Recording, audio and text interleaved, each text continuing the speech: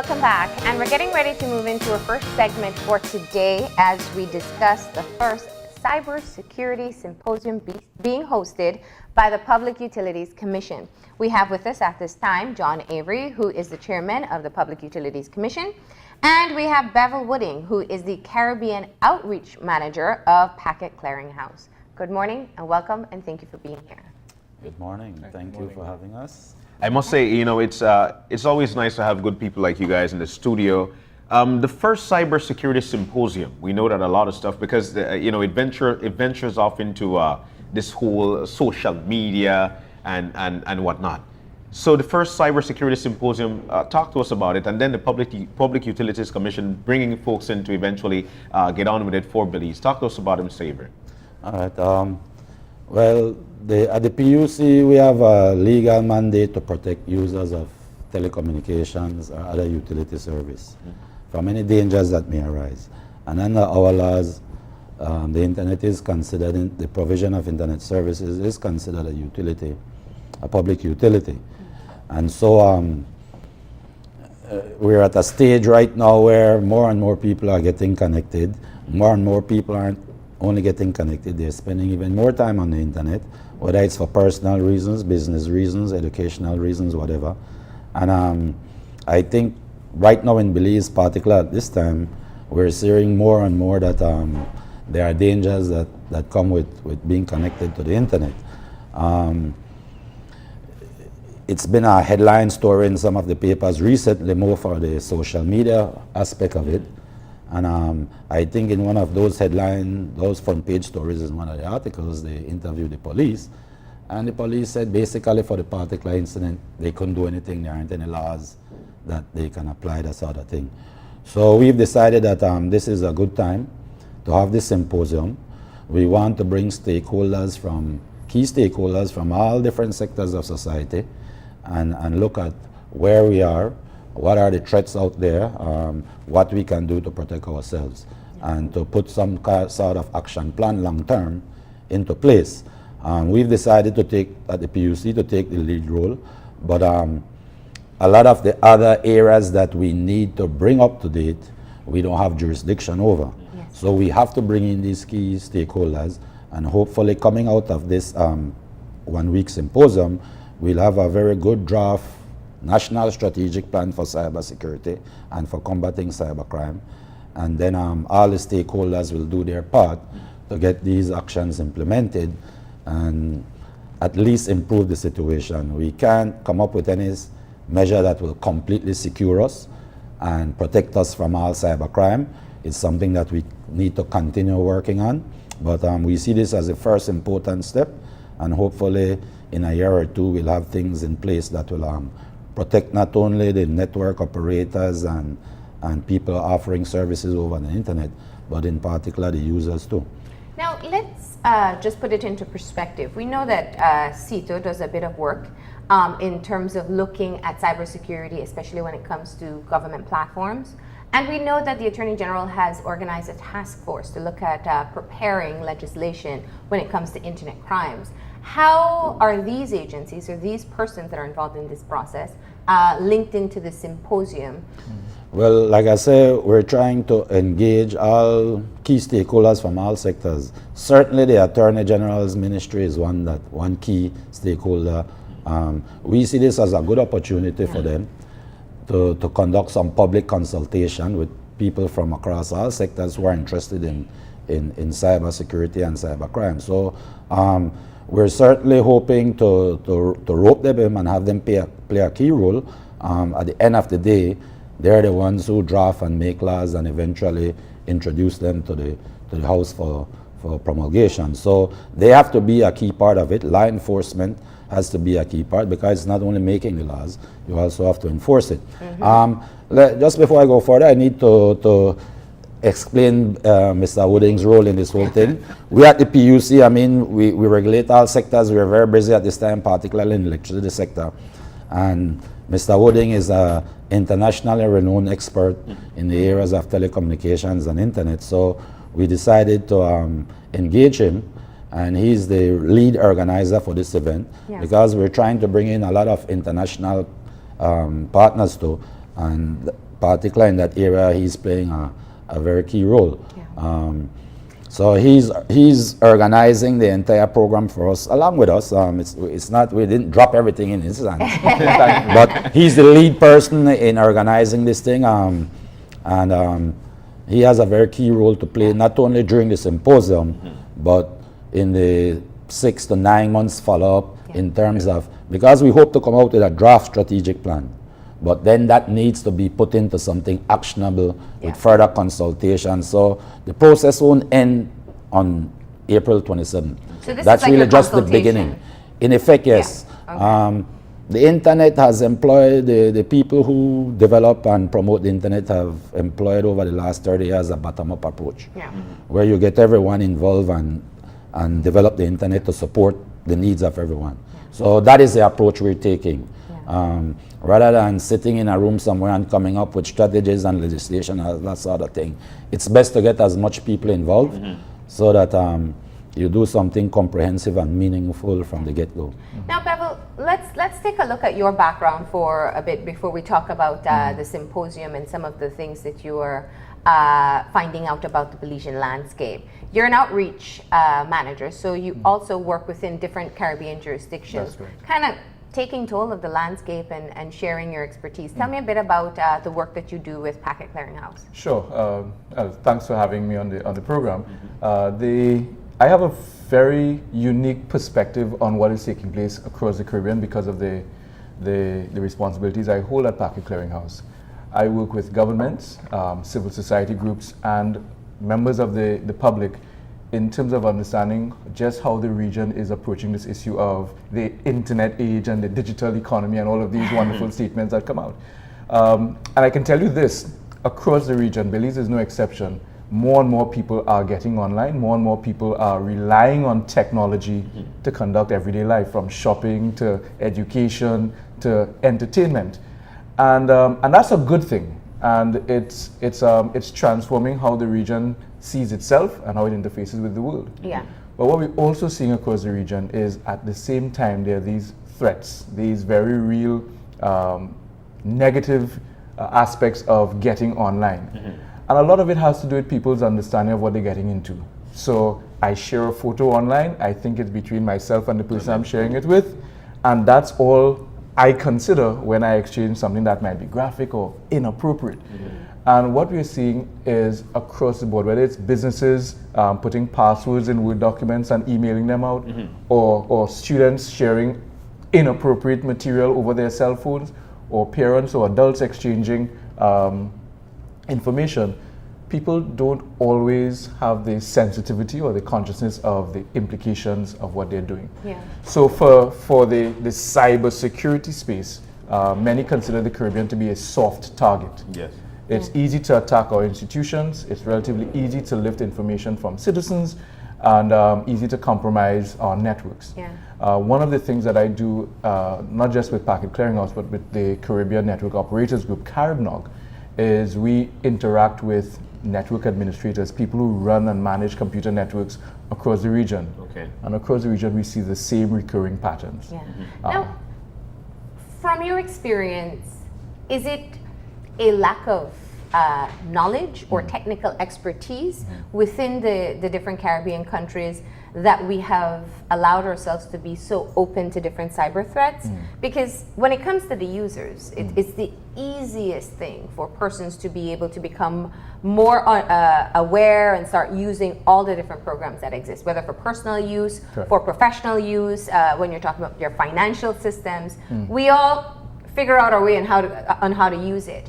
But we've also seen where there are lots of weaknesses. And is it simply that we are unaware of the threats, or there isn't the expertise available to protect ourselves from these threats? Well, it's actually not as simple as that. Remember, cyber crime is the fastest growing form of crime in the world. Yeah.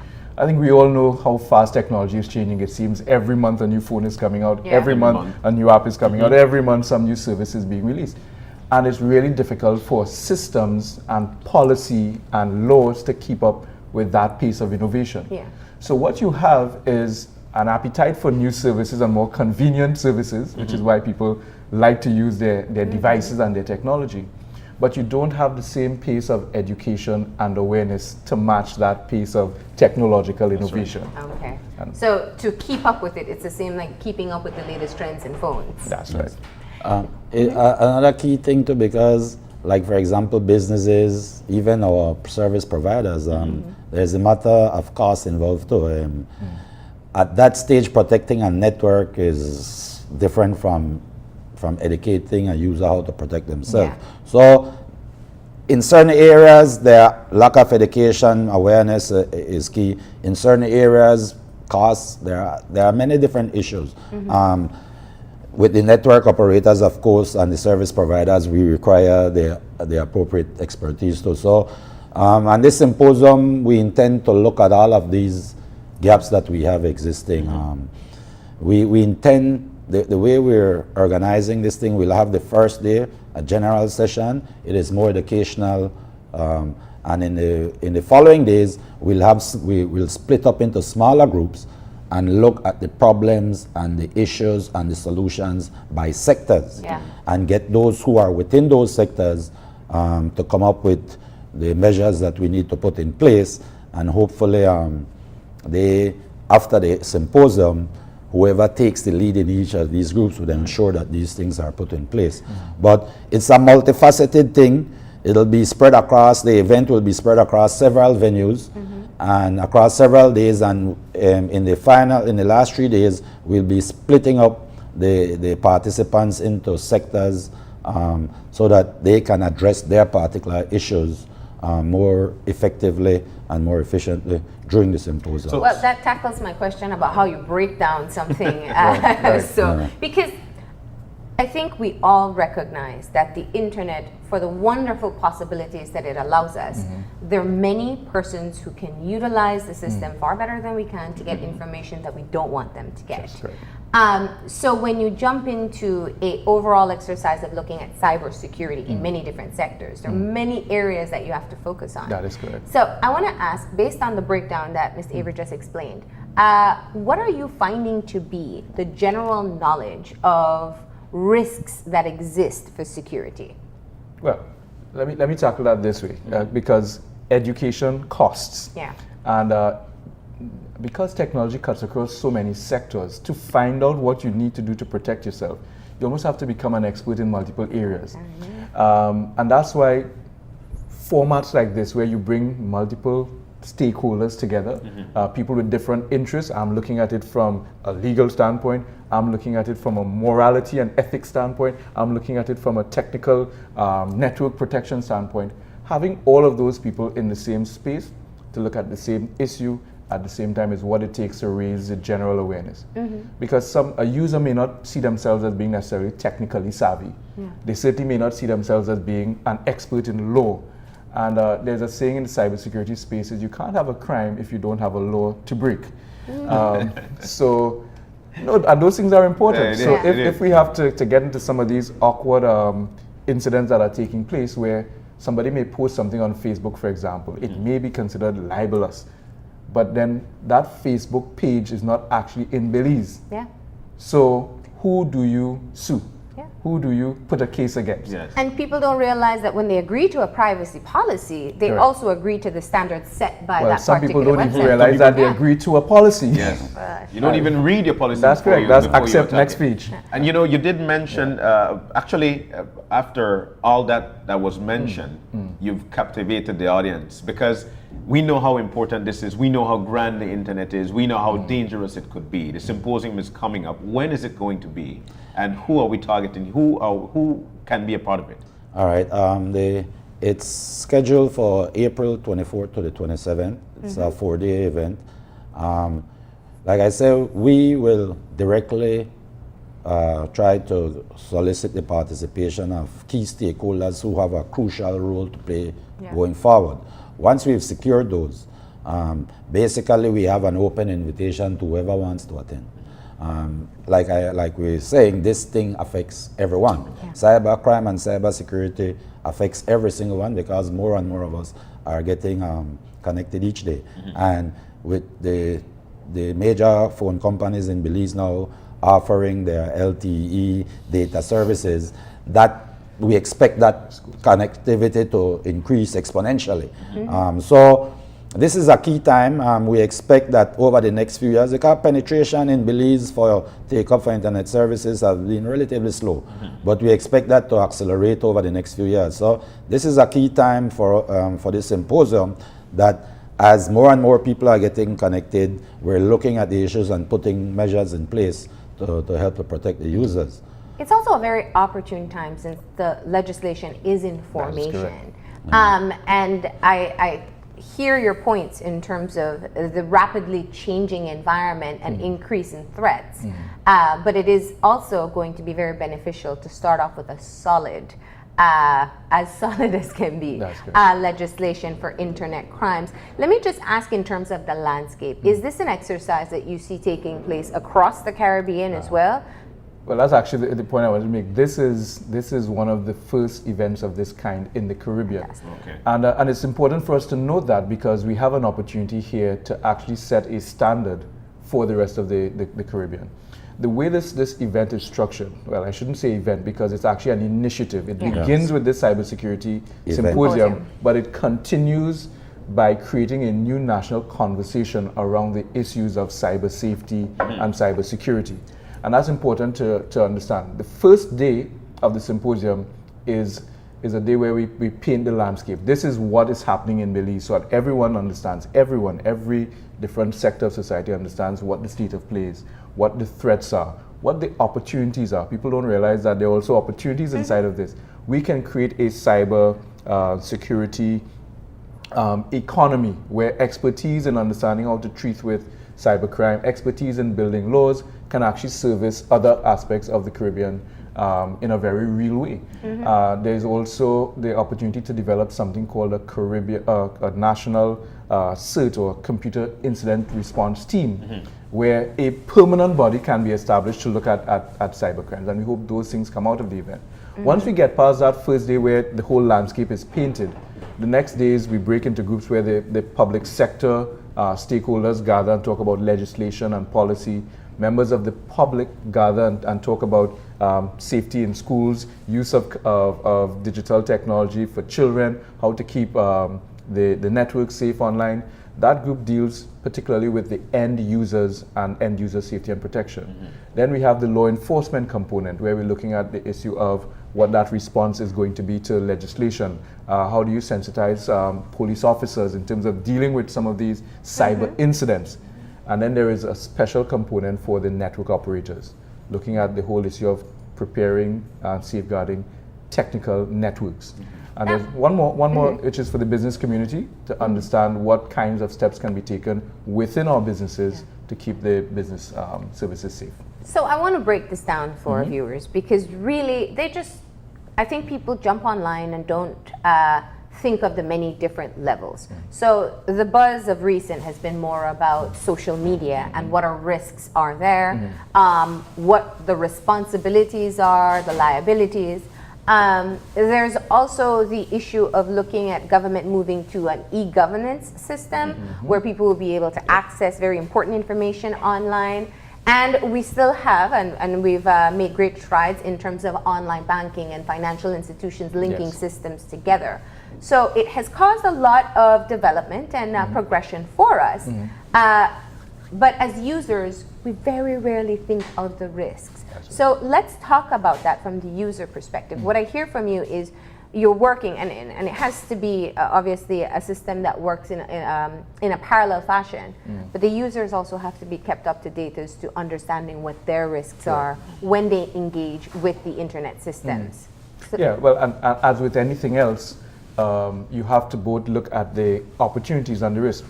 Most of the systems we just refer to, the e-government systems, electronic banking, mobile money, all of those things bring tremendous convenience to consumers. And not just convenience, but empowerment. It's easier to do business when business is done online, when business is computerized. It is a more efficient way of getting things done. But as with anything else, the technology is amoral. The technology is not the bad guy here. It's how people use it. So users have to become aware of the very real risks. Not so much from the standpoint of if you use your credit card, somebody can take all your money. that's not going to be the kind of message that we want to communicate. What we want to communicate is use your credit card wisely. Protect your online persona with sense and with wisdom. Those messages aren't very common messages currently at the present time. And so we recognize that consumers have to be educated, but also the mechanisms by which they stay educated have to be improved. The media and its treatment of some of the cybersecurity issues. It's possible to look at the sensation of it, but then that always has to be undergirded by this is what you can do to avoid this in future. This is what you can do. And we're saying that when all of the stakeholders get together and these issues come out, we have a much better chance of creating an environment where our users can stay informed and where they can take reasonable steps to stay protected in doing business online, because online is going to be the future. Yeah, and there are quite a few people who resist because of fears of the threats, and it is very unrealistic to say I will simply not use anything online because it is the way the world is moving. That's good. Let's get some very practical tips that you can share with people as to what we can do within our own individual homes, our own individual companies, to be able to better protect ourselves. I could tell you come to the symposium. Yes. Well, not all our viewing Are we gonna audience be won't here be long able enough? to, yeah. But some of the more important ones. I mean, I think sometimes it's simple things that we can put into practice. One of the most basic things that can be put into practice is protecting your credentials online, the information you use to log into different services, and making sure you have strong passwords. There's something called two-factor authentication. It starts to get into these terms that cause a lot of people to roll their eyes. Which takes too much time to log into anything. Yes, but it is one of the most important steps you can take for your online account. Okay. The other thing in terms of one of the biggest threats is how people share information, the kinds of things people capture and transmit. The internet seldom forgets. If you take a photo, if you take an image, if you share a document that you don't want to get out there, don't do it online.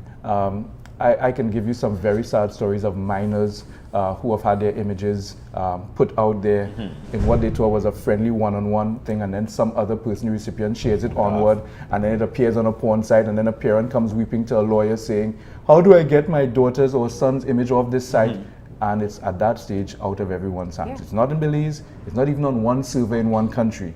And those are things that can damage a life, not just a reputation, a life. And so I would encourage people to be very responsible about what they transmit online, but I'll also encourage parents to be very mindful of applying the same kinds of common sense parenting oversight to their children's online usage. You know, the internet now is actually, and this is, you know, it's sad to know that people are actually using the internet as babysitters. You know, because people, you know, we're going out, or we want the child or the kids to just keep quiet for a bit. So they give them a tablet, they give them a phone, and they do a lot of things with it, not knowing that the child is actually well knowledgeable of what to do and what not to. But at the same time, with the niceness or the nicety of the internet, you know, they put themselves into negativity. Caribbean Outreach Manager, you've been all over the Caribbean, you've been doing this all over the Caribbean. What's the response like from the people out there? And how do you see it impacting us here in Belize? I'll use that same example you just gave and tell you what we have seen in almost every country. So I've done a number of outreach programs for young people. I'm talking from 8 years old all the way to 18. And in every case, from the youngest to the teenagers coming into adulthood, there is a very keen awareness that they know more than their parents and their teachers, and they manipulate that consciously. And they told us that without any kind of reservation. And so you have this situation, as you described, where devices are being used as babysitters or time wasters. And most children, most young people understand that when you give me a device, I know you don't know what I'm doing on it, so I'll do what I would like to do. And we've seen this across the region, from government programs giving out laptops in schools, resulting in a spike and increase in access to porn sites and inappropriate content, to devices at home causing very grave incidents. And across the board, the same thing, it comes back to this issue of responsible use. It can't be legislated, it can't be policy driven, but there is a requirement in the digital age to be very careful and to be very practical about how we superintend the use of digital technology. Let me ask you this question. Is it possible to send anything over the internet that is completely private? Once the recipient is another human being, Yeah. the answer is no. All right. I think that's one of the most important points we have to send. But it's no different than in the natural. If I say, I'm going to tell you a secret Yeah. that somebody told me Yeah. to keep secret, that's one of the... That's a absolute trust or blind faith, if you want to call it that. Yeah, and it's no different in the digital space. The internet, the infrastructure itself, it's not foolproof. Yeah. And the Internet Society, which is the umbrella organization for all the major institutions that help to develop the internet, they're constantly working at security. Yeah. I mean, the IETF, which is the Internet Engineering Task Force, they always have some 200 to 300 different protocols they're trying to work on to make the internet safer. Not only safer, but to make it operate more efficiently and that sort of thing too. So it's a constant assessment and upgrading and improvement taking place at the internet. So what you have today that might work today might not work again tomorrow. Yeah. So you, on the other end, the user end, you have to constantly be keeping up to date with what's happening too. Let me ask, in terms of Belize's connectivity to other jurisdictions, we've seen and we've also heard stories of where people attempt to be able to retrieve information or get certain information pulled off, and we always run into the very same issue where once it's out, you don't know where the sites are hosted, you don't know what the laws are in that site. Laws are where that site is. What is the relationship like with Belize and other jurisdictions, like we see with Interpol, like we see with other agencies? Is there a link established that if we find an issue here that is perhaps hosted in the United States, that the PUC or another regulatory body can access to be able to assist? All right, there are, I will tell you, with respect to international telecommunications, we're talking about calling and that sort of thing, direct communications. There's the ITU, the International Telecommunications Union, and from time to time they have conferences, world conferences, that result in treaties. But that is restricted to telecommunications, talking on the phone, that sort of thing. Each country has certain rights. Each country have a right to be interconnected with other countries so that you could have global communications. The internet is slightly different. The internet, for the most part, the drivers of the internet and the way it's been developed is to keep regulators out of the internet, in effect, and to use a multi-stakeholder, the users, the developers, everyone, to agree on the protocols and the management systems for the internet. So that is slightly different. What we're talking about, for the most part, what you need are government-to-government bilateral agreements or multilateral agreements to achieve those. So I cannot speak specifically to what countries we may have that type of relationship with. But I'm sure we do with many, I'm sure we don't with many. So that is one area that we have to look at. The thing is, now we're getting into legal arguments and we're getting into the law. No? Somebody might do something in the US, it might be legal, but whether or not a Belizean can, in fact, make an application or make a formal complaint in the US, I can't really speak to that at this time.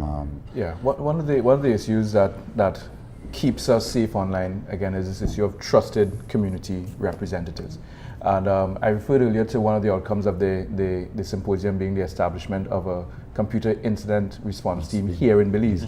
There are international computer incident response teams, and these are informal groupings dedicated to tracking, monitoring, responding to, and assisting on an international basis these kind of cyber incidents. Cybercrime is transnational. Cyber incidents span governments, jurisdictions, and borders. So the response also has to do that. And I can give you some examples where, for example, take the Facebook incident. If you wanted to get that off, you can write to Facebook. But the Attorney General in Belize could write to the Attorney General in the United States, who will then write to the legal counsel in Facebook. And those are some of the issues that we have already used here in the Caribbean to treat with cyber incidents that have that happen outside of our jurisdiction but that impact our jurisdiction. That's very important to understand. Those systems work on trust. Yeah. So somebody internationally needs to know that there's somebody locally that they can trust when they have something that they need to attend to. So the relationships are important. Absolutely, which is why we have such a heavy emphasis in this agenda on bringing in international, not speakers, but international stakeholders, so that they can understand what is happening in Belize, the kinds of issues that we are grappling with, the kinds of incidents that we are dealing with, and that then informs how they provide assistance and response when we need help going forward. Now, let me touch on one more issue, and then you guys are here on Friday, and you'll find out what that means in just a few. But cyberbullying, while not necessarily a crime, has based on legislations at this point, but it has a very significant effect on people who are bullied online. I feel that we see in our landscape that people feel like there's nothing they can do about it. What are the possibilities in terms of being able to address this specific issue? Well, this specific issue is very similar to some of the other cyber-related issues. So cyberbullying results in real harm in the real world. Yes. And once you can quantify that harm, there may be existing statutes under which you can protect those who are cyberbullied. Yeah. The question is, where do you turn to? Who do you go to get that kind of assistance? And one of the reasons why it's so important to have these multi-stakeholder conversations is sometimes you may say, I'm going to the police to talk about a cyberbullying incident. And the officer may say, well, there's nothing I can do about that. Yeah. When in fact, if and depending on how it is presented, he may decide or she may decide that under certain some certain law or some certain act, there is something that can be done. And so this issue again of education and awareness becomes critical. The other thing is we need to make sure that if the law is unclear about how we protect our young persons or persons generally online, then we need to move toward making it clear. And that's where this whole consultation process comes in, so that the drafters of legislation and policy understand these are the issues in the real world that the laws need to be updated to treat with. Say like something like bullying, for example. First of all, you make a complaint to the police. It has to be considered an offense. If there's no laws on the books, then in effect the police has nothing to investigate. Yeah. But even if the police goes to investigate, let's say this thing comes from some hotel that provides the signal originated from some hotel that provides internet service to people. They have their business center, there are computers that anyone can go to use. Now, how can you determine who actually did whatever they did over there? So, I mean, it's not simple. No. There are a lot of issues involved, and that is why you have to get all the stakeholders in this thing. Yeah. Right? It's two-pronged. It's very challenging, but possible to source. Correct, not impossible. Yeah. So where people may feel that there's nothing they can do, sometimes, especially with origins for photos and documents, there is a trace. You can trace it. To get the biggest benefit out of the internet and maintain its effectiveness, it has to be open. Yeah. But then opening it now brings risks. Right. Now you expose yourself to far more risks. One final sense and sensibility type tip for users of the internet. Let John take this one. Well, a simple thing is, like for parents, for example, these days devices come with a lot of features in them. You give your child a laptop, a tablet or a phone or something, there are applications or things online that you can use to monitor what your child is doing. Okay. All right. But you need to learn about your device. Most of us, So if you don't both know of how us to use utilize it, perhaps don't give them 1% free of the capabilities of our devices that we purchase. Okay. All right. All right. So, of course, we'll be hearing more from you as you continue this process. But we appreciate you coming in and sharing the background information and the plans that you have. What we're going to do right now... Can I make one last statement? We will, in the next few weeks, we'll because what we did this week was to launch our publicity campaign. Yeah. A lot more information will be coming out. We would like to appeal to members of the public from all sectors of society to look out for these things and to participate. Some of us might not be affected immediately, but our children down the road, as more of us get connected, we need to look into ways to protect them before it's too late. So, NITF.BC.